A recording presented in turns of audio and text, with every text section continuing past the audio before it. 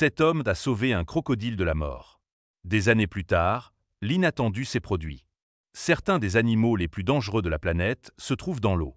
La plupart ont des mâchoires puissantes et attaquent à une vitesse fulgurante, ce qui pousse généralement les pêcheurs à rester à bonne distance. Ambo était comme la plupart des pêcheurs. Il menait une vie tranquille, mais tout a changé un jour après une rencontre rapprochée avec un animal féroce en mer. Ambo venait de Cantan et avait passé la moitié de sa vie sur l'eau. Il possédait un vieux bateau de pêche en bois qu'il emmenait en mer tôt chaque matin pour attraper du poisson à vendre au marché près des quais. Ambo travaillait pour subvenir aux besoins de son fils nouveau-né, Bouti. Chaque chargement de poisson l'aidait à payer l'école primaire de Bouti.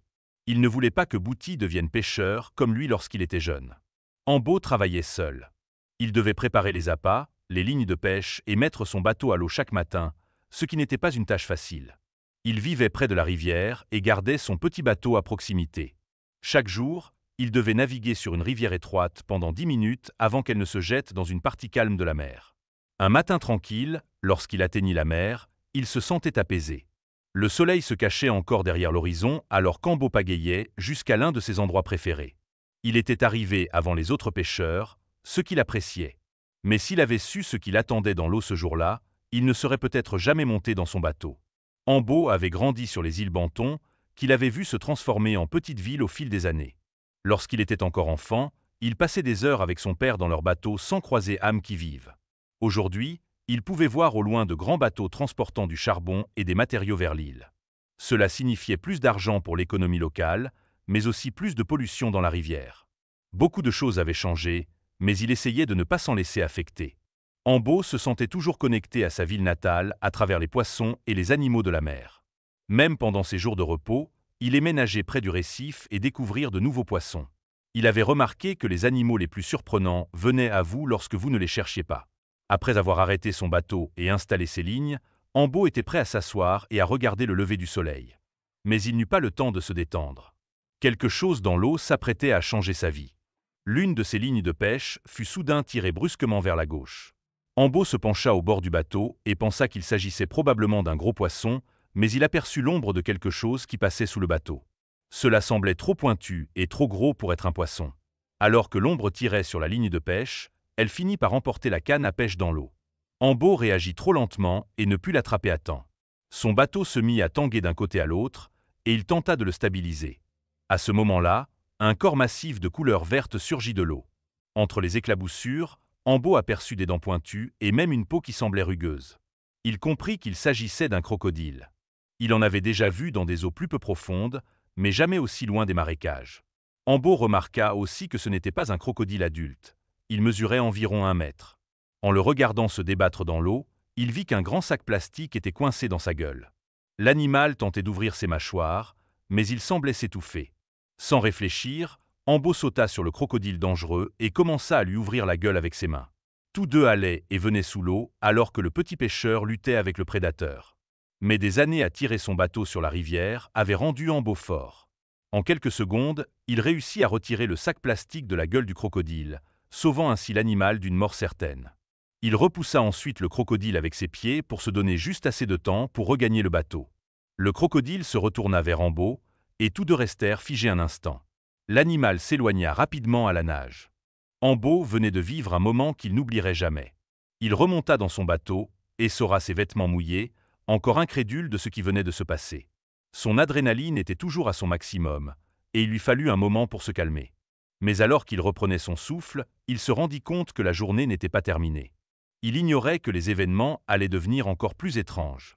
Un peu plus tard, alors qu'Ambo retournait vers la rivière, il entendit un bruit d'éclaboussure derrière son bateau. Ce n'était pas le bruit habituel de l'eau, c'était quelque chose de plus gros. Intrigué et prudent, Ambo se retourna. À sa grande surprise, c'était le même crocodile qu'il avait vu plus tôt. Ne sachant pas quoi faire, Ambo accéléra son bateau, espérant distancer le crocodile.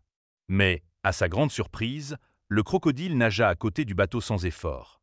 L'inquiétude d'Ambo laissa place à de la confusion. Que faisait ce crocodile? Était-il une menace, ou s'agissait-il de toute autre chose? Lentement, le crocodile poussa doucement le bateau avec son museau, comme s'il jouait avec lui. En observant la scène, Ambo comprit que l'animal ne semblait pas hostile. Suivant son instinct, il lança au crocodile un poisson qu'il avait pêché plus tôt. Dès que le poisson toucha l'eau, Le crocodile l'attrapa d'un mouvement rapide, nageant gracieusement à côté du bateau. Tous deux continuèrent leur étrange voyage jusqu'à ce qu'Ambo atteigne enfin sa maison. En s'approchant de la rive, la femme d'Ambo était debout près du rivage. Lorsqu'elle leva les yeux et vit le crocodile nager derrière le bateau, la panique l'envahit. « Attention !»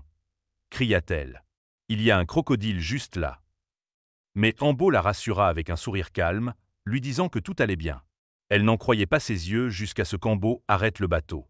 À sa grande stupéfaction, le crocodile ne s'enfuit pas.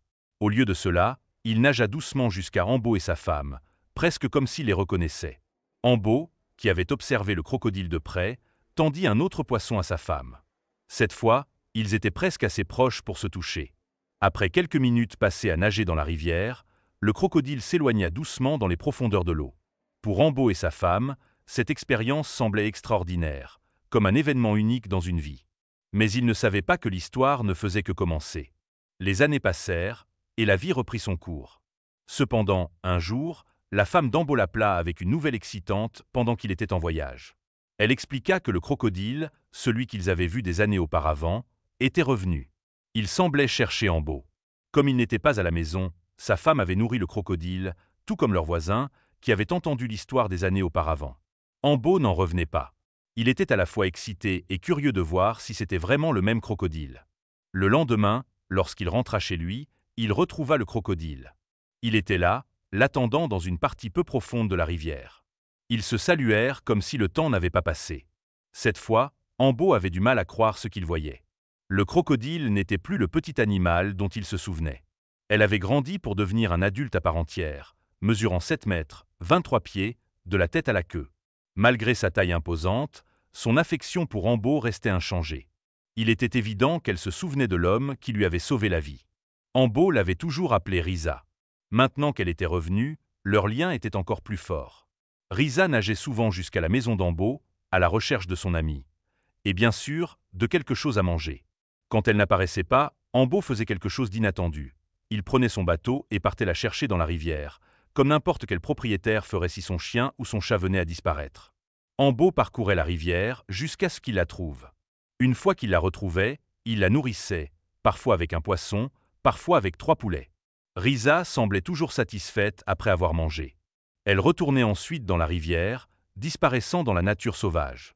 Mais l'amour et le dévouement d'Ambo pour Risa ne faiblirent jamais. Même lorsqu'il devait voyager pour son travail, il s'assurait que ses voisins ou ses amis viennent nourrir Risa, pour qu'elle ne manque jamais de nourriture. Avec le temps, le fils d'Ambo, Bouti, développa lui aussi un lien spécial avec le crocodile. Une de ses activités préférées était de nourrir Risa avec son père. Risa aimait particulièrement les poissons, mais pour des occasions spéciales, elle recevait du poulet ou du bœuf. Mais l'histoire de Bouti avec Risa n'était pas seulement une question de nourriture. Le crocodile eut un impact profond sur lui. Inspiré par cette relation, Bouti commença à nettoyer les déchets plastiques dans la rivière chaque semaine. Il voulait protéger la rivière et les créatures qui y vivaient, tout comme son père l'avait fait pour Risa des années auparavant. Bouti rêvait même de devenir politicien pour arrêter la pollution causée par la ville portuaire voisine. Pendant les 20 années suivantes, Risa continua à visiter la maison d'Ambo. Parfois, elle suivait son bateau dans la rivière, comme elle l'avait fait ce premier jour. Et chaque fois que Risa était blessée, Ambo faisait tout son possible pour l'aider. Une fois, il appela même un vétérinaire pour qu'il vienne la soigner. Bien que le vétérinaire ait eu trop peur pour s'approcher, il donna des instructions à Ambo et lui fournit des médicaments. Au fil des années, les gens restèrent incrédules face à cette relation unique. Beaucoup refusaient de croire qu'un crocodile pouvait faire confiance à un humain, encore moins à ce point. Mais l'amitié entre Ambo et Risa avait prouvé qu'ils avaient tort. Leur histoire, née dans les circonstances les plus improbables, devint un symbole du lien extraordinaire qui peut exister entre les humains et les animaux. Elle montra que même les créatures les plus sauvages, souvent perçues comme dangereuses et indomptables, peuvent développer des connexions profondes avec ceux qui leur montrent de l'amour et du respect.